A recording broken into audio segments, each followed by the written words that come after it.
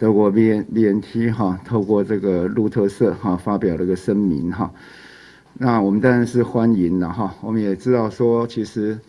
以德国哈，德国一直是跟台湾哈在商业上面的往来是非常的多，也是我们非常可以信任的商业伙伴。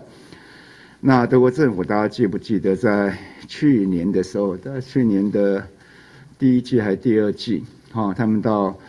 那时候疫情刚刚开始，那各国的医院的哈都满载，那德国还派医疗专机哈到邻国去载回哈这 COVID-19 的病人到德国治疗。那这件事情大家对于哈德国整个这个人道医疗的哈，让大家非常印象深刻。那 BioNTech 它的声明里面有讲到要协助世界终结疫情的声明哈。那基本上也是展现了德国人道医疗的一个情操了哈。那我们表达感谢跟感佩。那我们相信 BioNTech 一定会排除万难哈，那及时签署合约哈，与台湾一起哈终结疫情。基本上我们还是要持续保持一个联系哈。那我们一直哈只有跟 BNT 往来哈。那至于在上海复兴这边哈，并没有直接的接触。我们本来在上一次基本上的合约已经要完成了嘛哈，双方已经就各方面合约的内容哈都已经达成共识。那只是我们现在最后把合约送过去，他们觉得还有一些相关的问题还要再研究，所以就延宕下来。那现在他们有表达这样的一个善意哈，那我们也觉得非常欢迎。那我们希望持续的哈把这个合约能够完成原来的合约了哈。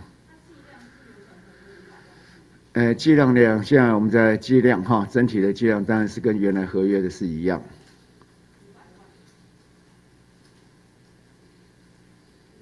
这个我们签下来，这跟大家报告。因为这个疫苗一方面它变异哈也相当的快速哈，所以它一定会有一些残留的一些变异的，让比较难以控制的哈这样的一个情况。然后第二个是一个疫苗它没有办法做一个全世界性的一个公平的分配，所以一些相对比较落后的不能说落后，经济状况比较没有那么好的一些国家，可能在疫苗的分配上会处于落后的情况。那加上它要施打2剂，所以以时序来算起来，大概就是经济能力比较好的，大概现在陆陆续续3个月到半年都会取得他们比较在今年所需要的疫苗，然后接下来才会陆陆续续到经济状况比较没有那么强的一些国家去。这是我的对现况的一个分析。所以来讲到10月。如果我们现在看，如果6个月以后再开始，那可能8、9月以后再分配，那要再打2剂，所以到10月的时候，大概是不太可能就全球解封的一个情况。那如果能够10月到年底，到我们的整个的年底，是比较有那样的可能性的哈。那一方面要看看 COVAX 这个平台它发挥的效力怎么样？那第二看看说整个对于变种病毒的一个相关变异的情况，这2个如果都算是顺利的话那至少我认为要到明年初了才有这样的一个可能性，